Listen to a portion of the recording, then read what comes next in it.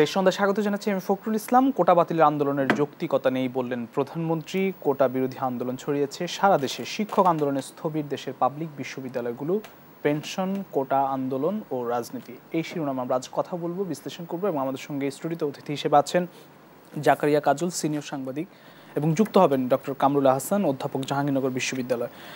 আপনাকে স্বাগত জানাচ্ছি। আমরা একটু আপনার কাছে জাকারিয়া কাজল আপনার কাছে আসতে চাই।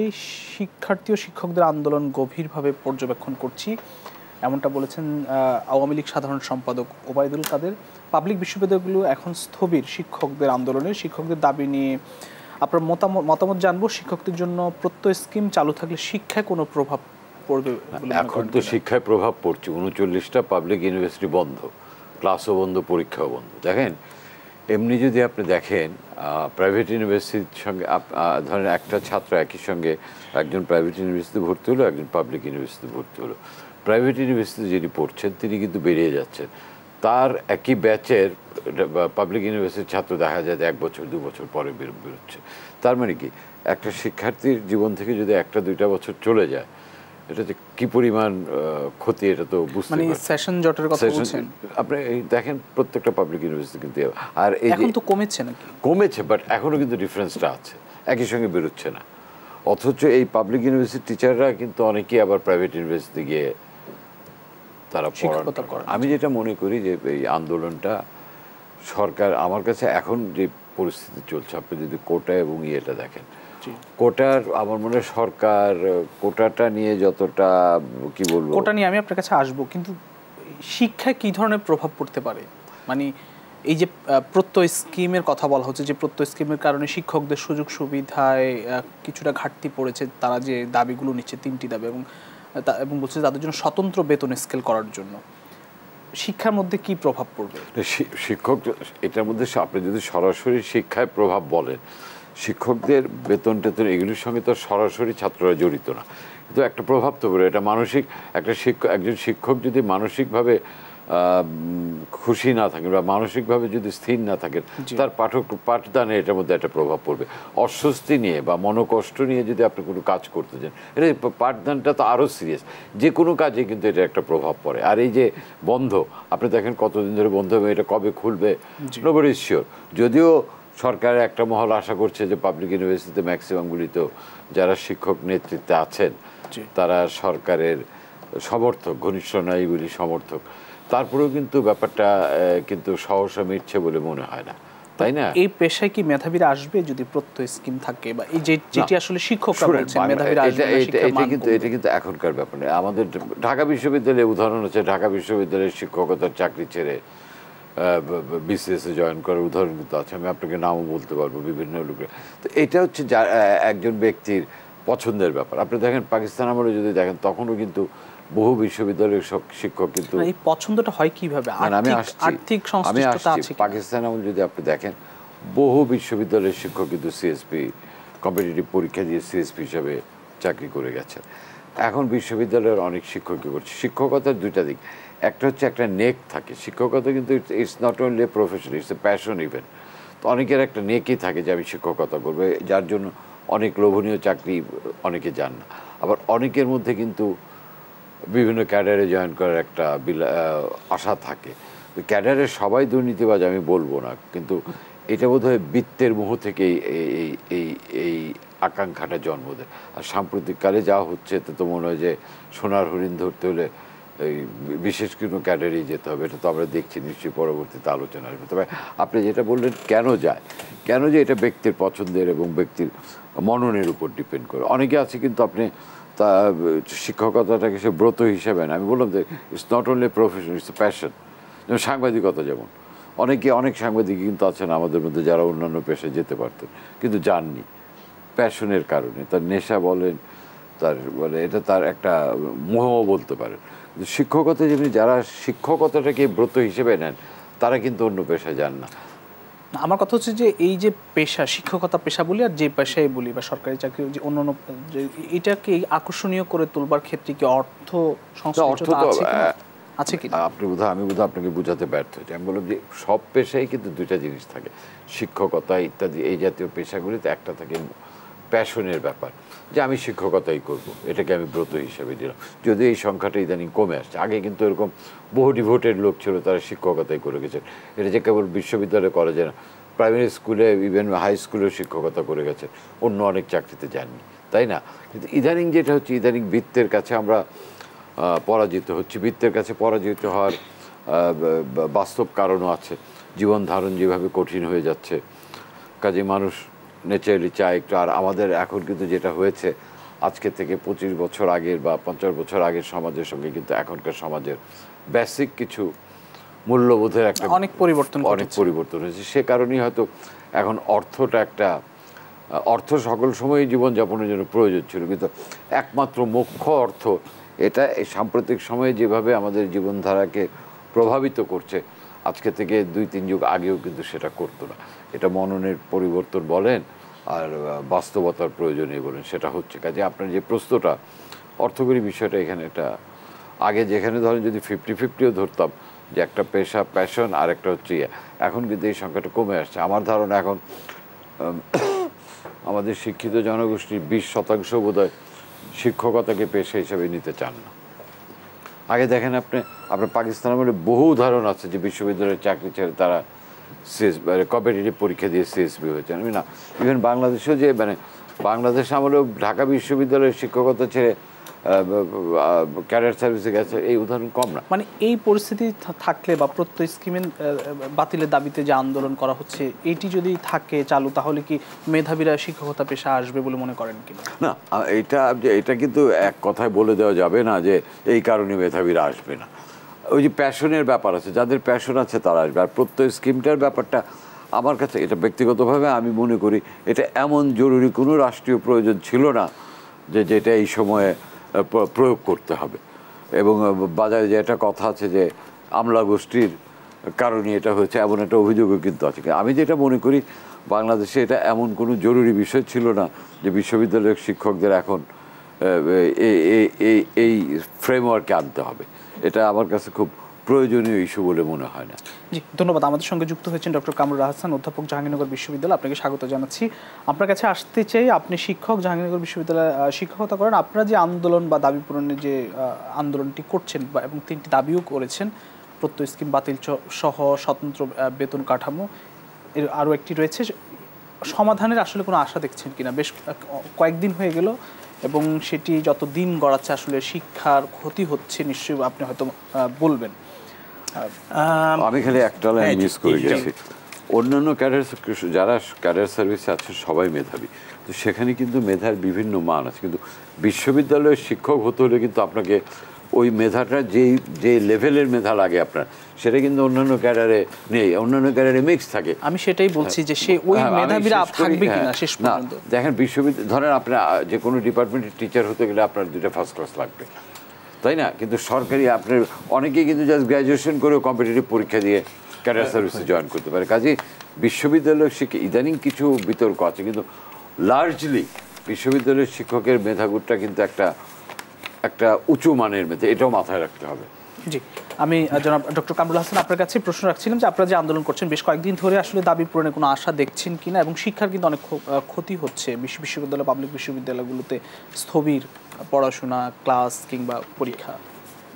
ধন্যবাদ আপনাকে, আমার শ্রদ্ধেয় সহ-আলোচক, জাকারিয়া ভাই, প্রিয় মানুষ, সঞ্চালক এবং যারা শুনছেন। আপনারা আসলে আমাদের চেয়ে এখন দর্শক শ্রোতা যারা, তারা আরও ভালো জানে বিষয়টা কোথায় দাঁড়িয়েছে। তবে আপনি শর্তগুলো বলেছেন যে আসলে শিক্ষকরা যে দাবিটি করছে সেটা হচ্ছে, তারা তো আর ধরুন এমন দাবি করছে না যে দাবিটা আগের যে স্কিমে ছিল না, কিন্তু তারা সেটা চাচ্ছে। বিষয়টা হচ্ছে এরকম, ওই যেটা আমি প্রায়ই বলি, আমরা 4-5 শিক্ষক এই প্রত্যয় স্কিমে যে প্রস্তাবগুলো দিয়েছে বা বিদ্যমান ব্যবস্থার সাথে যে পার্থক্যগুলো আছে এগুলো নির্ধারণ করেছে। এবং তারা অত্যন্ত বিজ্ঞ মানুষ, অধ্যাপক আবুল বারাকাত সহ ঢাকা বিশ্ববিদ্যালয়ের অর্থনীতি বিভাগের 2জন শিক্ষক, চেয়ারম্যান সহ ফিন্যান্স এবং মার্কেটিংয়ের আরও 2জন শিক্ষক আছে। পেনশন যে কর্তৃপক্ষ আছে জাতীয়, সেখানেও গোলাম মোস্তফা সাহেব প্রায় কথা বলছেন। তিনি বলছেন যে এখানে সংকট নেই। অর্থমন্ত্রী মহোদয় বলছেন যে দাবিটা অযৌক্তিক এবং আমরা দেখলাম যে আমাদের শাসক দলের সাধারণ সম্পাদক এবং আমাদের সড়কমন্ত্রী তিনি আজকে বলেছেন শিক্ষকদের আন্দোলন গভীরভাবে পর্যবেক্ষণ করছি জনাব ওবায়দুল কাদের বলেছেন। কিন্তু তিনি একটা সময় দিয়েছিলেন, কিন্তু সেটা রাখা হয়নি। এটার জন্য আমি যেটা মনে করছি যে দুটো বিষয় হতে পারে। একটা হতে পারে শিক্ষকদের যে আন্দোলনটি হচ্ছে, এই আন্দোলনটা আসলে অন্য কোনো কারণে সরকার পক্ষ থেকেই চাচ্ছে যে এটা দীর্ঘমেয়াদে গড়াক, এবং এতে করে এটা যে প্রভাব হবে সেটা হচ্ছে যে শিক্ষার্থীদের চরম ক্ষতি হচ্ছে, আমরা ক্লাসে যেতে পারছি না। এখন প্রশ্ন আসতে পারে সেটা কি হতে পারে। অনেক সমালোচক মনে করেন, তবে এই সমালোচনাটা আসলে সঠিক সমালোচনা না হলেই আমি বেশি খুশি হব। সেটা হচ্ছে আমাদের যে দ্বিপাক্ষিক যে এমওইউগুলো হচ্ছে, বিশেষ করে ভারতের সাথে এবং চীনের সাথে, বিরোধী দলগুলো এই বিষয়ে একটা আন্দোলন করবার জন্য যেই প্রস্তুতি নিচ্ছে, সেই প্রস্তুতির সময় শিক্ষকদের মতো প্রায় নখদন্তহীন একটা সমাজ, পেশাজীবী সমাজ এবং কোটা আন্দোলন যারা করছে শিক্ষার্থী, তারা শাসক দলের শক্তিশালী মাসেলম্যান ওখানে কেউ নেই। ওরা খুবই নিরীহ শিক্ষার্থী, মেধাবী শিক্ষার্থী, শাসক দলেও অনেকেই আছে।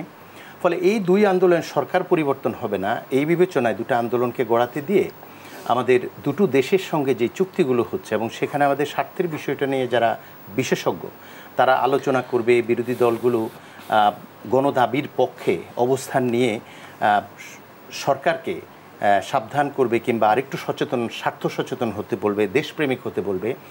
সেই জায়গাটায় বোধ হয় বোঝাপড়ার কোনো একটা জায়গায় অন্ধকার গ্রে এরিয়া আছে, সেই এরিয়াটা সরকার হয়তো ফেস করতে পারবে না, সমালোচকরা বলছে। সেই জন্য এই দুটো আন্দোলনকে লম্বা করে চুক্তিগুলো আসলে বা এমওইউগুলো সম্পন্ন করার চেষ্টা করা হচ্ছে। যদি তা করা হয় এটা খুবই দুঃখজনক হবে। এটা আপনার ধারণা? এটা অনেক সমালোচক বলছেন এবং আমি অনুমান করছি আমাদের শাসক দলের সাধারণ সম্পাদক এবং সড়কমন্ত্রী উনি অত্যন্ত গুরুত্বপূর্ণ দায়িত্ব পালন করছেন। উনি প্রাজ্ঞ রাজনীতিবিদ, উনি জানেন সবগুলো সরকারি বিশ্ববিদ্যালয়ে শিক্ষার্থীরা যখন শিক্ষকরা মাঠে এবং যে দাবিটি করছেন শিক্ষকরা, সেটা হচ্ছে যে তাদের চাকরি শেষে দেখুন বিদ্যমান যেটা আছে সেটাই তো গ্র্যাচুইটিটা একসঙ্গে পাবে। একজন অধ্যাপক এখন 81 লক্ষ টাকা পাবে। একজন সৎ মেধাবী এবং জ্ঞান উৎপাদনে জড়িত একজন শিক্ষক, তিনি তার জীবনের শেষে একটা ছোট ফ্ল্যাট যদি কিনতে চায় বা একটা গাড়ি কেনার শখ যদি থাকে, তাহলে এটা দিয়ে সেটা করে। নিজেরা যদি হজ ব্রত পালন করতে চায়, কেউ যদি ধর্মবিশ্বাসী হয়, ইসলাম ধর্মের হয়, কিংবা অন্য শিক্ষক যারা অন্য ধর্মের, তারাও তাদের জীবনে কিছু পরিকল্পনা থাকে, তীর্থ ভ্রমণের বিষয় থাকে, এই সব জায়গায় কিছু অর্থের প্রয়োজন হয়। তো আমার মনে হচ্ছে যে এই গ্র্যাচুইটিটা একসঙ্গে উঠিয়ে দেওয়ার মানে হচ্ছে এটা যে শিক্ষকরা আসলে যেই সুবিধাটা পাচ্ছে সেই সুবিধা থেকে তাদের বঞ্চিত করার পেছনে একটা উদ্দেশ্য থাকতে পারে, অনেকে মনে করেন। ধরুন আমরা দেখলাম যে এই যে প্রত্যয় স্ট্রিম যেটা শিক্ষকদের জন্য যেটা করা হয়েছে, এটা যখন শুরু হয়েছে একাধিক স্কিম ছিল এখানে বিভিন্ন পর্যায়ের। আপনি যে প্রবাসীদের জন্য ছিল, বেসরকারিদের জন্য ছিল, মাননীয় প্রধানমন্ত্রী নিজেও তো বলেছেন যে আসলে যারা পেনশন স্কিমের অধীনে নেই তাদেরকে অন্তর্ভুক্ত করা। কিন্তু আমরা দেখলাম কি মার্চে আমাদের অর্থ মন্ত্রণালয় থেকে অর্থ বিভাগ প্রত্যয় যে স্কিম করেছে সেটাই তো পরিষ্কার প্রায় 4.25 লক্ষ কর্মকর্তা কর্মচারী, শিক্ষক সহ বিশ্ববিদ্যালয়ের এগুলো সব এক জায়গায় করে ফেললেন। ফলে আগের কথার সাথে কিন্তু এই প্রজ্ঞাপনের সম্পর্ক নেই। তারপর আরেকটি স্ববিরোধিতা কিংবা ব্যত্যয় আমি লক্ষ্য করেছি, সেটা হচ্ছে বাজেটের শেষ বক্তৃতায় অর্থমন্ত্রী মহোদয় সরকারি চাকুরিজীবী যাদের সমালোচনায় আসছে তারা কেন আসলে এক্সক্লুডেড, তাহলে সর্বজনীন হলো কী করে। তো তিনি একটা ঘোষণা দিলেন যে আগামী বছরের 1 জুলাই থেকে সেবকে তারা আসবেন। এখন প্রশ্ন হচ্ছে যে এই যে বারবার পরিবর্তন হচ্ছে, তাতে করে বর্তমানে শিক্ষকরা এটাও মনে করছেন যে এটা আসলে যারা এই জুলাইয়ের 1 তারিখ থেকে জয়েন করবে 35 বছর পর তাদের ক্ষেত্রে কার্যকর যেটা হবে বলছে, এই সিদ্ধান্তটা অচিরেই অর্থনৈতিকভাবে চরম দুরবস্থায় পড়া এবং পর্যায়ক্রমে ঋণে জর্জরিত এবং ঋণ নেওয়ার জায়গাটায় মানে এই কথাটা শেষ করে দেই যে এই যে ধরুন আমার ৮১ লক্ষ টাকা, এটা যদি আগামী ৩ মাসের মধ্যে এটা বলা যায় যে প্রত্যয় স্কিম হচ্ছে অত্যন্ত ভালো একটা স্কিম, এরকম সুবিধা থেকে আপনাদের মতো গুণী জ্ঞানী শিক্ষকদের বঞ্চিত করতে চায় না, আপনারাও ইনক্লুডেড। ফলে যেই শিক্ষক ৩ মাসের মধ্যে অবসরে যাবেন তিনি ৮১ লক্ষ টাকা পাবেন না, এটা সরকারের খাতে থাকবে। এবং এই টাকাটি যদি সরকার ব্যবহার করে সেটা যে মুনাফা হবে, এবং এই ৮০ লক্ষ টাকা এইসব দিয়ে তারল্য সংকট থেকে শুরু করে এই লুটপাটের মহা বিপর্যয় যেটা, সেটা রুখবার চেষ্টা করছেন। কিন্তু কেন শিক্ষকদেরকে বঞ্চিত করে, আমার প্রশ্ন হচ্ছে সেটা। আমাদের আরও অনেকগুলো উপায় থাকতে পারে, অনেকে অনুমান করছে এটা, তা না হলে এই সামান্য একটা বিষয় যেখানে বিদ্যমান ব্যবস্থায় কোনো সমস্যা নেই, আমরা নতুন কিছু চাইনি, আমরা সিনিয়র স্কেল চাইনি, আমরা আমাদের ড্রাইভারের টাকা চাইনি, আমরা তেলের টাকা চাইনি, চাকরের টাকা চাইনি, আমরা তো মানে গাড়ি কেনার জন্য সুদমুক্ত কোটি কোটি টাকা চাই, আসবো আপনার কাছে, কোনোটাই চাই। আসবো আপনার কাছে, আমি আলোচনা এবং বিশ্লেষণ আবারও ফিরবো। প্রিয় দর্শক, দেশ সন্ধ্যা একটি বিরতি নিয়ে কোথাও যাবেন না। দেশ সন্ধ্যা আবারও স্বাগত জানাচ্ছি। আমরা সরাসরি আলোচনায় যেতে চাই। ডক্টর কামরুল হাসান, আপনার কাছে আসলে প্রশ্ন যে এই আন্দোলন আপনাদের আর কতদিন চলবে? এই যে আপনি যেসব কথা বললেন আর কি, যে না না, আপনি আমাকে যে প্রশ্ন করেন শিক্ষার কি প্রভাব ফেলবে, এটা তো আমার চেয়ে উনি ভালো বলতে পারবে। হ্যাঁ, একই প্রশ্ন আপনার কাছেও আসলে। আসলে এই আন্দোলনটা আমি যেটা মনে করছি যে শিক্ষকদের ক্ষেত্রে এই আন্দোলনটা জরুরি এই জন্য যে বর্তমানে বিশ্ববিদ্যালয়গুলোতে আমাদের রাষ্ট্রীয় পর্যায়ে গণতন্ত্র চর্চা আসলে মানে ব্যাপক হোঁচট খেয়েছে, এবং এই অব্যবস্থাপনার কারণে সরকারের যেই আমলা নির্ভরতা এবং বিশ্ববিদ্যালয়গুলোতে দলীয় বিবেচনায় নিয়োগের যেই চেষ্টাটা, যেটা বিশ্ববিদ্যালয়ের আত্মসমালোচনার একটা জায়গা আছে, বিশ্ববিদ্যালয় নিজেকে নিজেরা সেভ করতে পারতে হবে। একসময় বিশ্ববিদ্যালয়ে গিয়ে মন্ত্রী এমনকি রাষ্ট্রপতিদেরকেও আমরা দেখেছি ঢাকা বিশ্ববিদ্যালয়ের ক্যাম্পাসে গিয়ে ছাত্র শিক্ষকদের সঙ্গে কথা বলেছে। নিশ্চয়ই বুঝতে পারছেন আমি কোনটা ইঙ্গিত করছি। পাথর দিয়ে আঘাত করা হয়েছে, তবু ভিতরে ঢোকার চেষ্টা করেছে। আমি জিয়া রহমানের কথা বলছি। আর এখন একজন মন্ত্রী এবং এই লেভেলের মানুষরা, আমলারা বিশ্ববিদ্যালয়ের শিক্ষকদের সময় দিয়ে রাষ্ট্রীয় ব্যস্ততা দেখিয়ে মিটিং পিছায়। এই দায় শুধু এই সরকারের যারা এসব করছে তালবাহানা তারা নয়, বিশ্ববিদ্যালয়কে দায় নিতে হবে। ঢাকা বিশ্ববিদ্যালয়ে গত কয়েক বছরে যে নিয়োগ হয়েছে প্রভাষক, তার সংখ্যা প্রায় 400-রও বেশি। সর্বশেষ সিন্ডিকেট নির্বাচনে সাদা দল অর্থাৎ শাসক দলের বিপক্ষের পেশাজীবী সংগঠন থেকে একজন প্রভাষক দাঁড়াতে পারেনি। এ কথাটা আমি প্রায়ই বলি, অনেকে বিরক্ত হতে পারেন, হবেন না। কারণ হচ্ছে আমার সন্তান যখন আমি কারো কাছে পড়াই তখন আওয়ামী লীগ বিএনপি তো খুঁজবো না, আমি এমন একটা বিশ্ববিদ্যালয় খুঁজবো যেখানে পড়ানো যায়, এমন একজন শিক্ষক খুঁজবো যিনি সত্যিকার অর্থে শিক্ষক হওয়ার উপযুক্ত। তাহলে এই দলীয় বিবেচনায় শিক্ষক দেওয়ার কারণে এবং উপাচার্য সহ এই নিয়োগগুলোতে দলীয় বিবেচনা থাকার কারণে যেটা হয়েছে, সরকারও জানে এরা বসংবদ এবং এই সুবিধাগুলো পাওয়ার জন্য শিক্ষকরা কোথায় নামতে পারে। এই জায়গা থেকে আমাদের সকলে মিলে বের হতে হবে। বিশ্ববিদ্যালয়ের শিক্ষকদের জন্য আমি এটা বলি, আমাদেরও দায় আছে, আমাদেরকে শিক্ষকের পর্যায়ে থাকতে হবে মেধা এবং যোগ্যতায়। সেই জন্য আমি মনে করি যে এখন যদি কোনো কারণে ধরুন এই প্রত্যয় স্কিমটা চাপিয়ে দেওয়া হয়, তাহলে অবসরোত্তর আর্থিক নিরাপত্তার যে বিষয়টা, সেই বিষয়টা কিন্তু একটা বাস্তবতা। তাহলে মেধাবীরা যে কাজটা করবে একটা সময় এসে যেটা হবে, দেখুন আমি নিজেও তো একাধিক সুযোগ পেয়েছি। এই শিক্ষায় কি প্রভাব পড়তে পারে?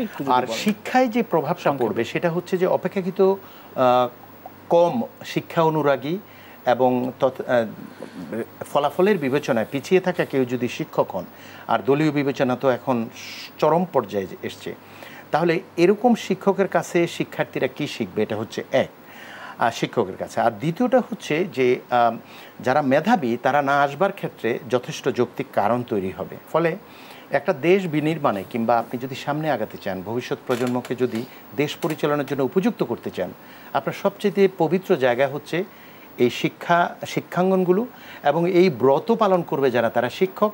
ফলে তাদেরকে আহত করে তাদের চিকিৎসা ভাতা আপনি উঠিয়ে দিয়েছেন, তাদের বৈশাখী ভাতা উঠিয়ে দিয়েছেন, তাদেরকে ঈদ চাঁদ নেই, তাদের দুটো বোনাস উঠিয়ে দিয়েছেন।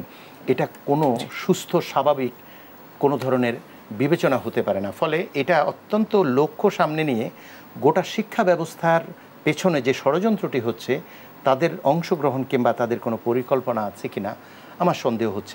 আমি আসবো আপনার কাছে। আমরা ব্যর্থ হব, রাষ্ট্র হিসাবে ব্যর্থ হব। অসংখ্য ধন্যবাদ। আসবো আমি আপনার কাছে। জনাব জাকারিয়া কাজল, আপনার কাছে আসতে চাই। কোটা বাতিলের আন্দোলনের যৌক্তিকতা নেই বলেছেন, আজকেই বলেছেন প্রধানমন্ত্রী, এবং ক্ষমতাসীন দলের সাধারণ সম্পাদক বলেছেন যে এটি তারা আসলে পর্যবেক্ষণ করছেন। কোটা নিয়ে, কোটা বাতিলের দাবিতে একটি পক্ষ সাধারণ শিক্ষার্থীরা, আবার কোটা রক্ষার দাবিতে মুক্তিযোদ্ধার সন্তানরা রয়েছে। এর সমাধান তো নিশ্চয়ই দরকার। দুপক্ষের আসলে যৌক্তিকতা কতটা আপনার কাছে মনে হয়? শুনেন, ব্যাপারটা তো এখন আদালতের নিয়ন্ত্রণে, তাই না? সরকার তো একটা পরিপত্র জারি করেছিল যে থাকবে না, কিন্তু এটা আদালত। এখন যদি সরকার কিছু করে তখন বলা হবে আদালতের উপর হস্তক্ষেপ। এটাও তো সত্য। বিষয়গুলি কিন্তু অনেক জটিল, এবং আমার কেন জানি মনে হয় আমি মানে কোথাও সব কিছুতে কেমন যেন একটা রাজনীতি জড়িয়ে যাচ্ছে, এবং এই রাজনীতিটা ক্ষমতাসীনদের জন্য কতটা কল্যাণকর সেটা নিয়ে বোধহয় ভাবার ব্যাপার আছে। আপনি দেখেন, এই যে কোটা এবং শিক্ষকদের যেই আন্দোলনটা, এটা কিন্তু সরকারের জন্য অস্বস্তিকর তো বটে, এটা যতই আমরা যাই বলি, বাস্তবতা কি। কিন্তু আমার কাছে মনে হচ্ছে অবস্থা দৃষ্টে, আমার ব্যক্তিগত ধারণা, সরকার কোটার ব্যাপারে যতটা একটু মাথা ঘামাচ্ছে, শিক্ষকদের আন্দোলনটাকে সরকার ততটা গুরুত্বের সঙ্গে দিচ্ছে না। আমি আসছি আপনার প্রসঙ্গে। এটার একটা কারণ হতে পারে যেটা আমি বলেছি, যে 39টা পাবলিক ইউনিভার্সিটিতে বোধহয় 39টারই শিক্ষক সমিতি সরকারের নিয়ন্ত্রণাধীন। আর প্রফেসর সাহেব কিন্তু একটা কথা বলেছেন যে সাম্প্রতিক সময়ে যে শিক্ষকরা নিজেদের ব্যক্তিগত লাভের জন্য কতটা কম্প্রোমাইজ করতে পারেন, আমি নিচে নামা শব্দটা ব্যবহার করলাম না, কতটা কম্প্রোমাইজ করতে পারেন সেটার উদাহরণ আমরা দেখেছি। কাজেই সরকার মনে করে যে ওটা হয়তো বা সামহাউ দে কুড ম্যানেজ, নইলে একটা আনওয়ান্টেড বিষয়কে ইস্যু করার কোনো দরকার ছিল। এবার আসেন কোটার প্রস্তাব। আপনি যদি এই মোচাক মোড়ে দাঁড়িয়ে 20টা লোককে জিজ্ঞেস করেন যে ভাই এটার ব্যাপার কি, যে কিছু জানে না, আমি মুক্তিযোদ্ধাদের প্রতি প্রবল শ্রদ্ধা রেখেই বলছি, ছেলে সন্তান পর্যন্ত ঠিক ছিল। এর পরের স্টেপটা কিন্তু বেশিরভাগ মানুষই খুব ইজিলি নেয়নি, 1 নম্বর। 2 নম্বর হচ্ছে আপনি বাংলাদেশের যে চাকরির বাজার, আমাদের বেকারত্ব যে অবস্থা, আপনার কত লোক বঞ্চিত হচ্ছে, এখন তো এটাই ইস্যু হয়ে গেছে, তাই না? আর সরকারের মুশকিলটা হয়েছে কি, সরকারের তো এক একজন এক এক রকমের কথাগুলি, জিনিসগুলি তালগোল পাকিয়ে ফেলে। স্ট্রেট কথা যে আমরা পরিপত্র বাতিল করেছিলাম, এখন আদালতে রিট হয়েছে, আদালত বলছে, সেখানে আমার কিছু করার নেই। আবার সরকার যদি নিজের থেকে কিছু করে, তখন আবার অনেকে এই সুযোগটা দেন যে এই সরকার তো আদালতের উপর হস্তক্ষেপ করে। কাজে গভর্নমেন্টের জন্য কিন্তু একটা তাত্ত্বিকভাবে একটা সেফ সাইড আছে, কিন্তু তত্ত্বের বাইরেও তো বাস্তবতা আছে। বাস্তবতা রেখে যে একটু আগে প্রফেসর বলতেছিলেন যে আজকে যে অবস্থা, আজকে কিন্তু খালি ঢাকা না, বিভিন্ন জায়গায় বিভিন্ন মহাসড়ক অবরোধ হয়েছে, এবং এটা কিন্তু ছড়িয়ে যাচ্ছে, এবং এই ছড়িয়ে যাওয়াটা সরকার কতটা সামাল দিতে পারবে, এটা সরকারের পারঙ্গমতার ব্যাপার আছে। আবার আরেকটা জিনিস মনে রাখতে হবে আপনার, এমনি কিন্তু সাধারণ মানুষ বিভিন্ন কারণে, দ্রব্যমূল্য ইত্যাদি কারণে এটা খুব সুখকর অবস্থানে। আর এ সমস্ত ক্ষেত্রে কিন্তু বিরোধীরা যে সুযোগ নেয়, বাংলাদেশটা পৃথিবীর যে কোনো ইতিহাসে এটা প্রমাণিত, এবং বাংলাদেশেও কিন্তু এই সুযোগ নেওয়ার একটা ব্যাপার থাকবে, রাজনীতি থাকবে। কাজে এখন আমাদের দেখতে হবে যে সরকার আসলেই ব্যাপারটা কিভাবে নিচ্ছে। না, আপনার কাছে আমার যে প্রশ্নটা ছিল যে দুপক্ষেরই দাবির কোনো যৌক্তিকতা আপনি দেখেন কিনা, বা কতটা যৌক্তিকতা আছে, নাকি কোটা আগে যা ছিল তাই, আমি যেটা মনে যে অবস্থা ছিল সেই অবস্থা যেটা মনে করি, সরকার যে পরিপত্রটা জারি করেছিল এটা আমার কাছে মোর লজিক্যাল মনে হয়, যেটা আদালত ইয়ে করেছে। আরেকটা জিনিস আমি যেটা বললাম, যে আমিও মনে করি যে মুক্তিযোদ্ধারা আমাদের সর্বকালের সম্মানের পাত্র, কিন্তু স্টেপগুলো একটু বোধহয় মার্জিনালাইজ করা উচিত। স্টেপটা মার্জিনালাইজ হলে কিন্তু সমস্যাটা অনেকটাই সমাধান। কোন কারণে বা কোন দিক থেকে আসলে লজিক্যাল, আপনি ছেলে মেয়ে, তারপরে না আপনি তার পরবর্তী যে দরিদ্র, এটা বোধহয় মানে আমার মনে হয় না যে এটা খুব শোভন বা ইয়ে। আপনি দেখেন তো, হ্যাঁ, যেটা বলা হয় যে মেধাবী না হলে তো কোটা আসতে পারে না, অনেক জায়গায় তো খালিও থেকে যায়। বাংলাদেশে কিন্তু কোটা প্রথা স্বাধীনতার পর থেকে আছে, প্রত্যেক আমলেই ছিল, বারবার এটার পরিমার্জন হয়েছে, কখনো বাড়ানো হয়েছে, কখনো কমানো হয়েছে। ওই যে প্রফেসর আমরা আসলে এই বাচ্চাদের সিলেবাস থেকে আরম্ভ করে রাষ্ট্রীয় নীতি, কোথাও আমরা স্ট্যাটিক থাকতে পারি না কেন? এটা আমার কাছে একটা $1 মিলিয়ন কোশ্চেন। একটা সরকার 15 বছর ধরে ক্ষমতায়, they could do this thing better than any other government. Awamu League can do these things better than any other government. They have empty scopes to marginalize this thing. কেন করছেন? এখন উনি যেটা বলছেন হয়তো একটা রাজনৈতিক একটা ইয়ে আছে যে চুক্তিভুক্তি, আমি ওদিকে যাব না। তবে সাধারণ একটা কথা আছে যে কিছু ইস্যু বাজারে ছেড়ে দিয়ে বড় ইস্যুকে ওই শাক দিয়ে মাছ ঢাকার মতো একটা ব্যাপার আছে। আমি জানি না এটা সত্য না মিথ্যে, কিন্তু এই বলছে। এবং আপনার এই যে কোটার আন্দোলন যদি ছড়িয়ে যায়, এটার মধ্যে যে অন্যরা এসে ঘোলাপানি থেকে মাছ শিকার করবে না, এটা ভাবার তো কোনো কারণ নেই। নিশ্চয়ই সরকারও এটা ভাবছে, তাই না? তো এখন দেখা যাক আদালত কি বলে। এখন আদালত এখন তো বোধ হয় যে চেম্বার জজ তো এটা নিয়ে কোনো ডিসিশন নেই, ফুল বেঞ্চে পাঠিয়ে দিয়েছে। We have to wait till that. কিন্তু ততদিন পর্যন্ত কি যারা আন্দোলন করছে সাধারণ শিক্ষার্থী তারা বসে থাকবে? I don't think so. Let's see. এবং তবে সরকারকে আমি এখন একটা বিষয়ে ধন্যবাদ দিতে চাই, সেটা হচ্ছে আমরা যেটা দেখি যে সরকারি ছাত্র সংগঠন এখনও খুব অ্যাক্টিভ না, মানে এটার বিরুদ্ধে কোনো স্টেপ নিচ্ছে না। এই এই এই এই এই এই ধারাটা যাতে বজায় থাকে, এবং আমাদের আইনরক্ষীরাও কিন্তু আন্দোলনকারীদের উপর যথেচ্ছ শক্তি প্রয়োগ করছে না, এটাও যাতে বজায় থাকে। যতদিন এটা বজায় না থাকলে সরকারের জন্য এটা আরও জটিল হবে। ধন্যবাদ। আমি একটু ডক্টর কামরুল হাসান আসার আপনার কাছে একটু আসতে চাই, কোটা নিয়ে আসলে আপনার মতামত জানতে চাই। কোটার ব্যাপারে আন্দোলন কিন্তু চলছে, সারা দেশে ছড়াচ্ছে, রাত পর্যন্ত কোটা সংস্কার আন্দোলন চলবে। তারা বলছে লেখাপড়া বাদ দিয়ে কোটা আন্দোলন করছে। আজকে মহাসড়কগুলিতে অবরোধ হয়েছে, প্রধানমন্ত্রী বলেছেন কোটা নিয়ে কথা বলেছেন। কি বলবেন আসলে? ধন্যবাদ। যৌক্তিকতা কতটা দেখেন দুপক্ষেরই? কোটা আন্দোলনের এই সংকটটা আমার মনে হচ্ছে প্রত্যয় স্ট্রিমের যে সংকটটা আমি ইঙ্গিত করেছি, জানি না এটার সঙ্গে অনেকেই যুক্ত করতে চায় যে শিক্ষার্থীরা যদি ওই দিকে ব্যস্ত থাকে এবং শিক্ষকরা সবাই মিলে যদি ব্যস্ত থাকে, তাহলে বিরোধী দল সরকার বিরোধী আন্দোলনটা আসলে গোছানোর ক্ষেত্রে একটু পিছিয়ে যাবে। আর এটা যেহেতু সরকার পতনের আন্দোলন নয়, এগুলো দাবি আদায় করলেই সরকার সেই অবস্থানে থাকতে পারবে। এবং ভারত কিংবা চীনের সঙ্গে যে এমওইউগুলো হচ্ছে, এবং আমি আগেই বলেছি ঋণে জর্জরিত বাংলাদেশ আরও ঋণ পরিশোধ করবার ক্ষমতা আছে কিনা সেটা বিবেচনায় না নিয়ে যখন এইসব ঋণ নিচ্ছে, সেগুলো আসলে অনেকেই প্রশ্ন করবে। কারণ চীনের সাথেও তো ঋণ নেওয়ার যে ইস্যুটা, আমি ওটা এসে একটা কথা বলি, ঋণ নেওয়ার ক্ষেত্রে তো আসলে ওখানে যেহেতু ঠিকাদার আসলে তাদের নির্ধারিত ঠিকাদার থাকে, এখানে ওপেন কোনো হচ্ছে না। ফলে আপনি কম্পিটিটিভ যে রেটটা এটা আসলে এনশিওর করতে পারছেন না। অনেকেই হিসাব করে দেখিয়েছেন 15 থেকে 25% বাড়তি আসলে খরচ করতে হয়, অল্প মেয়াদে অধিক সুদে ঋণ নিতে হচ্ছে। ফলে চীন ভারত কথা নয়, স্বার্থ যদি বাংলাদেশের দেখেন, সার্বভৌমত্বের ইস্যুতে অনেকেই প্রশ্ন তোলেন ভারতের সাথে অনেকগুলো স্পর্শকাতর এমইউর জায়গায়। আর চীনের সাথে যে আর্থিক, অবশ্যই ভারতের 6 গুণ বেশি ইনভলভমেন্ট আছে, কিন্তু চীনের যে লাভটা, সেই লাভটা একটা বিশেষ গোষ্ঠী লাভবান হচ্ছে বাংলাদেশে, একটা ঠিকাদার গোষ্ঠী তাদের একটা অংশ, আর আমাদের এখানে নির্ধারিত কিছু মানুষ যারা ব্যবসা করে, তাই না? যার কারণে আমি মনে করি যে ওই জিনিসগুলো তো ব্যাপক আলোচনা হবে। সেই জন্য কোটা আন্দোলনের এই জিনিসটা এই মুহূর্তে আসলে, এটা তো অনেক দিন ধরে তারা 2021-এ রিট করেছে, তাই না? কোটার পরে তো এসে করলো, হাইকোর্টের রায়টা আসলো, এবং রাষ্ট্রপক্ষ যখন এটার করলো, আপত্তি জানালো, তখন আবার সেটা মুলতবি হয়ে গেল শুনানি 4 তারিখ। এই যে দীর্ঘসূত্রিতা, এটা তো আর সমস্যা নেই, এটা তো সরকারই করেছে, এটা তো এমন না তো অন্য সরকার করেছে। যার কারণেই আমি মনে হয় যে এই বিষয়গুলো হয়তো সমাধান হবে, কিন্তু কালক্ষেপণ করে অত্যন্ত গুরুত্বপূর্ণ বিষয়গুলোকে বাইপাস করা আসলে দেশের জন্য ভালো হবে না। এখন হয়তো পার পাওয়া যাবে, কিন্তু ইতিহাসের কাঠগড়ায় কিন্তু বাংলাদেশের আওয়ামী লীগের মতো ঐতিহ্যবাহী একটা দলকে কিন্তু পড়তে হবে। সেই জন্য আমি এবার একটু কোটায় আসি। এটা আমার একটা বিশ্লেষণ আর কি, যে এখন কেন এই দুইটা জিনিসই একসঙ্গে আসলো। আমি ভুলও হতে পারি, এটা আমার অনুমান, এবং অনেকেই তাই বলে। আর কোটার ক্ষেত্রে দেখেন, এই যে কোটার ব্যাপারে পুনর্বিবেচনার কথা বলা হচ্ছে, আমাদের 72-এর সংবিধানে আমরা দেখেন 72 সাল থেকেই কিন্তু 80% কোটা দিয়ে শুরু করেছে। আমাদের কিন্তু আপনি ব্রিটিশদের সাথে আমাদের যে কৃষক এবং জমিদারদের যে দ্বন্দ্বটা ছিল, সেখানেও আমরা কিন্তু বঞ্চিত হওয়ার কারণেই কিন্তু ব্রিটিশ মুক্ত ভারত করেছি।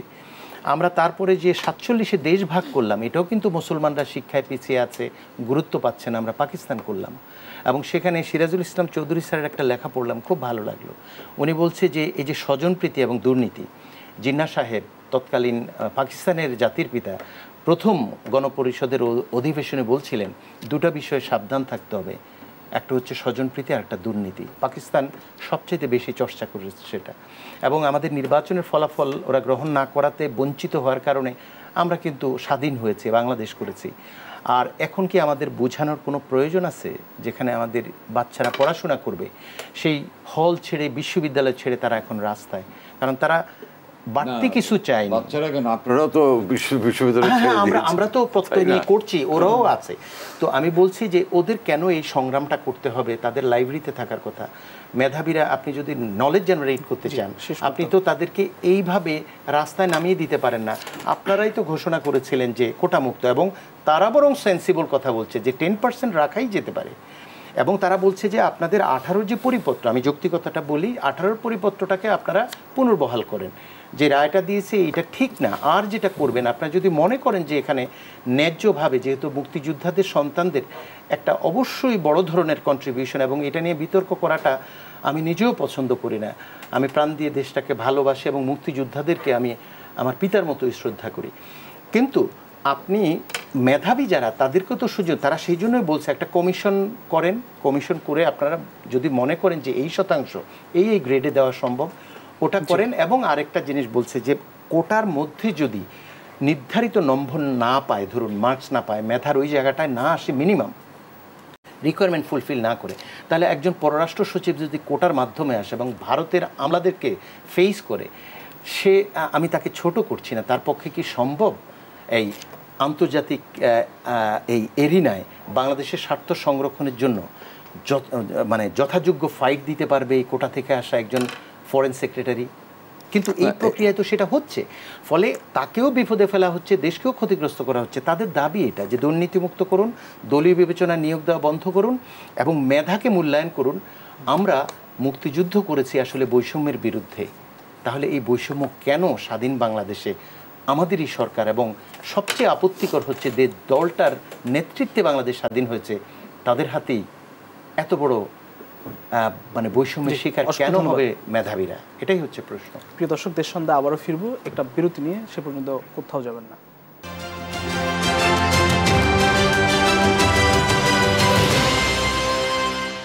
আবারও স্বাগত দেশ সন্ধ্যা। আমরা সরাসরি আলোচনায় ফিরতে চাই। জনাব জাকারিয়া কাজল, আপনার কাছে আসতে চাই। সিলেটের কাস্টমস কর্মকর্তা এনামুল, রাজুকের পরিচালক মোবারক হোসেন এবং স্ত্রী শাহানা পারভিন সহ বেনজির, মতিউর এবং রাজুকের আরও 100 কর্মকর্তার একটি লিস্ট, তদন্তের লিস্ট প্রকাশ করা হয়েছে। এই যে এত সব সম্পদ, আসলে এই সম্পদের গড়ার যে তারা সুযোগ পেয়েছে, সুযোগের দায় আসলে কাদেরকে দিতে চান? আজকে আমি একটা খবরের কাগজে দেখতেছিলাম, সাতক্ষীরা বোধহয় এই রাজস্ব বোর্ডের একজন পিয়ন, মানে সে বেসিক্যালি ভূমিহীন পরিবারের সন্তান ছিল, এখন তার মার্কেট টার্কেট বিশাল কিছু, এবং তিনি স্বেচ্ছায় অবসর নিয়েছেন চাকরি থেকে। যখন এইসব ধরা পড়ছে তখন উনি স্বেচ্ছা অবসর নিয়ে নিয়েছেন অলরেডি। মানে এটা আমি এই জন্য বললাম যে ওই যে বলে না যে সর্বাঙ্গে ঘাম মলম দেব কোথা। হ্যাঁ, আমাদের মানে সরকার পক্ষ থেকে একটা কথা বলা হয় এবং যোগ যে আমরা তো ধরছি, অন্য আমলে তো ধরা হতো না, আমরা ধরছি এবং শাস্তি দিচ্ছি। তো ধরার, আপনি ধরছেন, শাস্তি দিচ্ছেন, এটা আমি অ্যাপ্রিসিয়েট করি, কিন্তু এই সুযোগটা কেন পাচ্ছেন? এবং আপনি যে ডিপার্টমেন্টের নাম বললেন রাজু, যেমন আজকেই প্রেস ক্লাবে আলোচনা হচ্ছিল এনবিআর নিয়ে, আজকে বোধহয় কে জানি বললো যে দুদক আইনজীবীরা কে জানি বললেন যে এনবিআরকে ঢেলে সাজানো হবে। আরে ভাই, চালনির মতো যেটা ছিদ্র সেটাকে আপনি ঢেলে কতটা সাজাবেন? এই যে দুর্নীতিগুলি হচ্ছে, এটা কিন্তু একদিনে হয়নি, এটা কিন্তু ধারাবাহিকতা, এখন বাড়ছে। ওই যে গ্রাম দেশে একটা কথা আছে না, ছেলে বেতন পায় তো উপরি পায় কত। তো উপরিটা হয়েছে কি আমাদের সমাজে একটা বোধহয় গ্রহণযোগ্য বিষয় হয়ে গেছে। আমি একটু আগে আপনাকে বলছিলাম যে মোরাল মূল্য ভিতর বেশ কিছু পরিবর্তন হয়েছে। আগে ধরেন আমি আর কামরুল ভাই একই চাকরি করি, আমি ঘুষ খেয়ে খুব ডাটে চলি, কামরুল ভাই সংসার চালাতে পারে না। আমি কিন্তু যতই ডাটে চলে, আমি মাথাটা নিচু করে চলতাম আর কামরুল ভাই মাথা উঁচু করে চলতো, সৎ লোক। এখন কিন্তু পরিস্থিতি রিভার্স, এখন আমি মাথা উঁচু করে চলবো, কামরুল ভাইকে তার ঘরেই জবাবদিহি করতে হবে, তার ছেলে মেয়ে বউয়ের কাছে জবাবদিহি করতে পারবে। একই চাকরি করো, উনি গাড়ি চালায়, তুমি রিক্সা চড়তে পারো না কেন? এটা ওনার জন্য একটা পেইনফুল ইস্যু হয়ে যাবে। এই যে মূল্যবোধের যে একটা রিভার্স হয়ে গেছে, তার পরিণাম কিন্তু এটা। আর আপনি যদি দায়ের কথা বলেন, দায় তো যারা সরকারে আছে তাদের। এই যে হ্যাঁ, আমি সরকারকে অ্যাপ্রিসিয়েট করলাম যে তারা ধরছে, তো সুযোগটা দিচ্ছে কারা? বেনজিরের মতো লোক তো শুদ্ধাচার পুরস্কারও পেয়েছে, তাই না? মানে আজকে একটা শুদ্ধাচার পুরস্কার বিতরণী দেখে আমার হুট করে এই কথাটা মাথায় আসলো। আমি যেটা মনে করি, স্ব প্রতিষ্ঠানের যারা প্রধান, তাদের দায়িত্ব কি? তাদের দায় নেই? এই যে আজকে যে আপনি রাজুকের বললেন, রাজুকের যারা চেয়ারম্যান ছিলেন, তাদের দায় নেই? এখন যদি কেউ বলে যে বকরাটা তো সবাই পায়, এই জন্য কিছু হয় না। আজকে এক জায়গায় একটা আলোচনা হচ্ছিল যে পুলিশের এসআই থেকে আরম্ভ করে উপরে আর এনবিআর এর সব, আপনি যদি দেখেন, আমি কিন্তু এখনও মনে করি দেশের সৎ লোকের সংখ্যা বেশি, কিন্তু সব জায়গায় না। আমি মনে করি সরকারের যেটা উচিত হবে এখন, যেটা তো হওয়ার হয়ে গেছে, এগুলির বিরুদ্ধে কঠোর ব্যবস্থা এবং সরকারি কর্মচারীদের সম্পদের জেনুইন হিসাব দাখিল করা প্রতিবার বছরে। আজকে জনাব ওবায়দুল কাদের বলেছেন যে সরকার সিদ্ধান্ত নিলে কর্মকর্তা কর্মচারীদের সম্পদের হিসাব দেবেন। সরকার সিদ্ধান্ত নিলে কর্মকর্তা সিদ্ধান্তটা নেন না কেন ওনারা? এই জাতীয় কথাগুলি কিন্তু মানুষের মধ্যে সন্দেহ বীজটা তৈরি করে।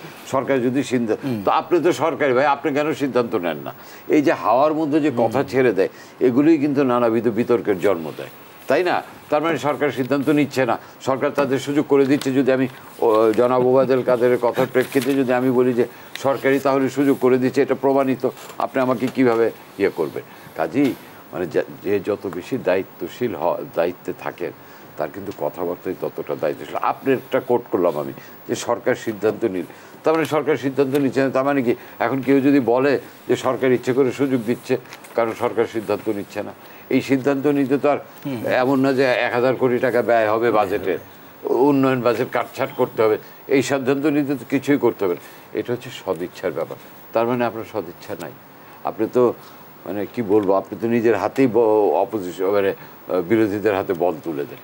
এই কথাগুলি বলার অর্থটা আমার কাছে, দুর্নীতি প্রতিরোধে তো আমরা অনেক হুঁশিয়ারি দেখি যে দুর্নীতি কাউকে ছাড় দেওয়া হবে না, জিরো টলারেন্স মানে আমাকে নিশ্চিতে পার হয়ে যাওয়ার সুযোগ দেওয়া, এরকম কথাও তো হচ্ছে। আপনি বেনজির দৃষ্টান্তমূলক বিচারের ক্ষেত্রে কতটা জিরো টলারেন্স? মতিউর পালালো কিভাবে? আপনার ধরেন ওই যে আমাদের পিকে হালদার থেকে যদি ধরি, দেখা যায় কি মাছ বাইরে যাওয়ার পরে আমরা জাল ফেলছি, তাই না? এগুলি কথা। আপনার যদি এই যে সরকার সিদ্ধান্ত নিলেই হবে, সব ব্যাপারে যদি সরকার সিদ্ধান্ত নেয় অনেক কিছুই করা যায়। আর বিচারের কথা যেটা আপনি বললেন, আমি এখন 1000 কোটি টাকা পলাই গেছে, আপনি আমার 10 বছরের জেল দিলেন, আমি তো পাত্তাই দেবো না, কারণ আমি তো বিদেশে আছে, টাকা পয়সা নিয়ে গেছি, আমার তো কোনো সমস্যা নেই। কাজে আপনি জেল দেন না, অসুবিধা কী? কাজে বিচারটা তো পরে, আগে তো ওই যে prevention is better then cure একটা কথা আছে না ইংরেজিতে, আপনি প্রিভেন্ট করেন, কিওরের চিন্তা করেন না, তাহলে দেখবেন যে। ধন্যবাদ। আমি ডক্টর কামরুল হাসান স্যার আপনার কাছে একটু আসতে চাই যে দুর্নীতি প্রতিরোধে অনেক হুঁশিয়ারি দেখি আমরা প্রতিরোধে, কিন্তু সেই ধরনের দৃষ্টান্তমূলক শাস্তি কিংবা ওই যে কিউরের কথা বললেন, সেটিকে আমরা দেখি, এটার বিষয়টা নির্মূলটাকে আমরা দেখি। ভাই যেটা বলছে আমি সম্পূর্ণ একমত জাকির ভাইয়ের সঙ্গে।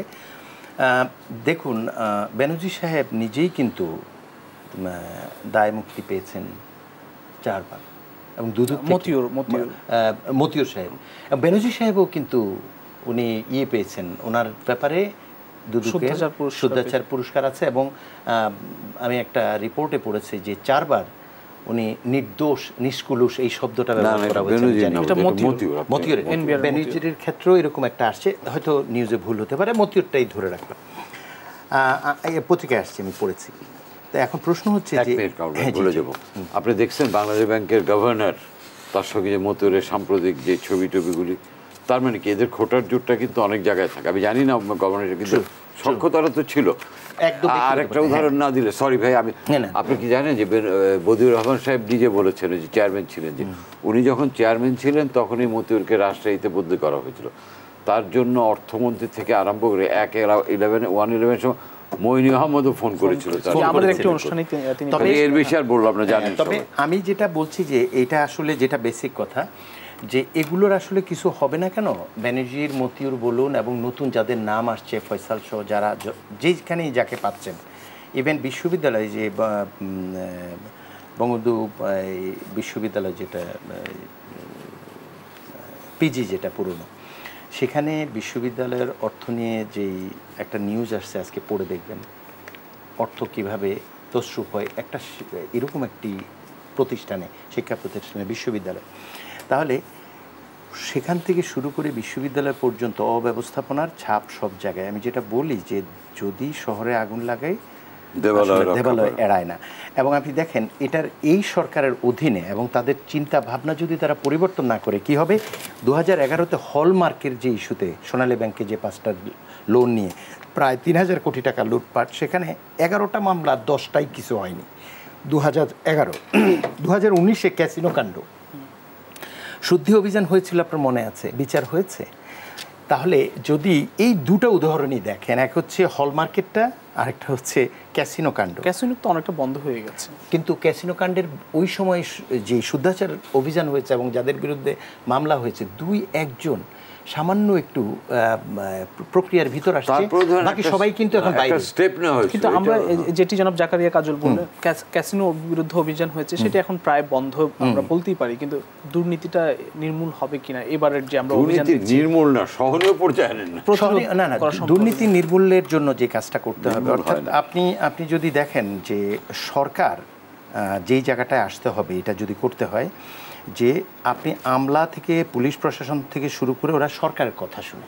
এখন সরকার যদি একটা প্রক্রিয়ার ভিতর আসে এবং জনগণের সরকার হয়, জবাবদিহিমূলক সরকার হয়, যেটার সাথে নির্বাচন জড়িত, আমি একেবারে খোলামেলা বলি, এবং সেখানে আওয়ামী লীগে হয়তো নির্বাচিত হয়ে আসবে যেহেতু উন্নয়নের কাজ করেছে, দাবি করছে, সেই রকম একটা অবস্থা আসলে তখন কথা শুনবে হচ্ছে আমলা কিংবা পুলিশ প্রশাসন। কিন্তু তাদেরকে গত 3টা নির্বাচনে যেভাবে ব্যবহার করা হয়েছে, তারা নিজেরাই এখন রাজনীতি নিয়ন্ত্রণ করছে।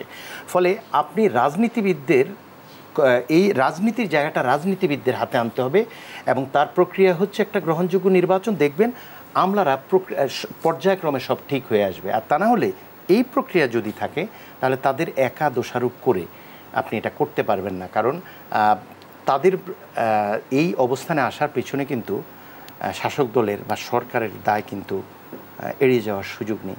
ফলে আমি মনে করি যে এটার শেষ সমাধান হচ্ছে একটা ইনক্লুসিভ ইলেকশন এবং দেশের প্রতি আসলে লক্ষ্য করা। সরকারের তো দুর্নীতি তো সব সরকারের আমলেই কম বেশি হয়েছে, কিন্তু তারপরেও জবাবদিহিতার যদি বিষয় থাকে তাহলে একটা ভয় থাকে। যেমন দেখেন, একটা লাস্ট উদাহরণ দিই, এই মুহূর্তে আপনি খেয়াল করুন, জাকারিয়া ভাই অফ দ্য রেকর্ড একটা কথা বলেছে যে একজন সম্ভবত রাজুকের একজন বা এনভিআর একজন 4র্থ শ্রেণীর কর্মচারী বোধহয় স্বেচ্ছায় করেছে, অবসরে গিয়েছে।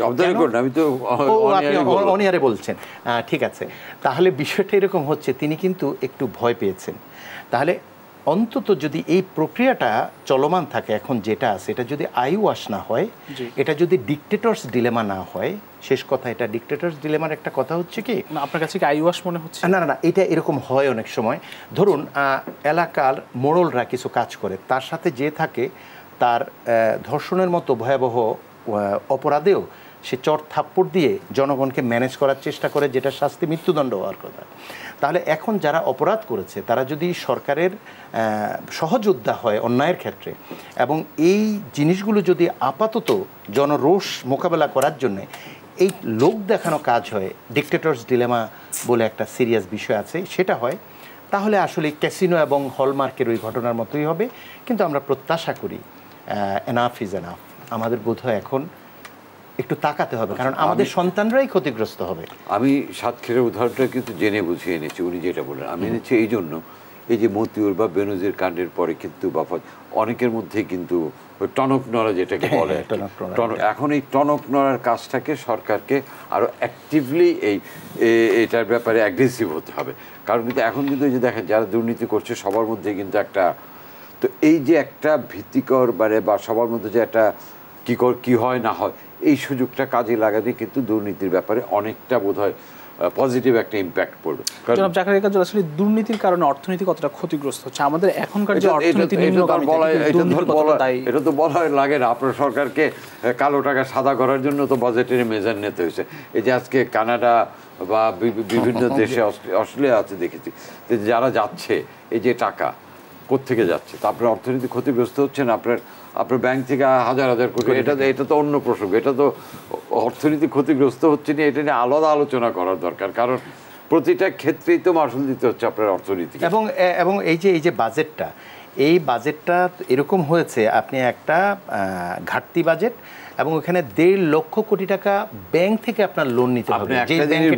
আপনি এমন একটা দেশে বাস করেন যেখানে বিশাল বিশাল ব্যবসায়ী সিন্ডিকেট বা ব্যবসায়ী স্টলওয়ার্ড ব্যবসায়ী আছে, সেই দেশে আপনার হাইয়েস্ট ট্যাক্স পেয়ার কাউসমিয়া দীর্ঘদিন ধরে। আমি একটা উদাহরণই দিলাম, একজন হাকিমপুরি জর্দার মালিক মারা গেছে, আল্লাহ তাকে বেহেশতে নসিব করুক। ওই ভদ্রলোক বছর ধরে তিনি highest tax payer of the country. আমাদের যাদের নিয়ে আমরা ফেডারেশন করি ইত্যাদি ইত্যাদি বিশাল বিশাল ব্যবসায়ী, ওই তারা তো কেউ তাকে টলাতে পারেনি। ব্যক্তি সততা এবং দেশপ্রেম, তার চেয়ে বেশি এই মরহুম কাউসমের মতো ব্যক্তি সততা এবং দেশপ্রেম যদি আমাদের ব্যবসায়ীদের থাকতো, এই দেশটা আজকে সোনার বাংলাদেশ। অসংখ্য ধন্যবাদ আমাদের সঙ্গে যুক্ত থাকবার জন্য জনাব জাকারিয়া গাজল, ডক্টর কামরুল হাসান স্যার, দুজনকে আবারও ধন্যবাদ জানাচ্ছি। প্রিয় দর্শক, দেশ সন্ধ্যা এখানে শেষ করতে হবে, আবার দেখা হবে আগামীকাল একই সময় অন্য কোনো অতিথিদের নিয়ে। সে পর্যন্ত সবাই ভালো থাকবেন, সুস্থ থাকবেন, শুভ সন্ধ্যা।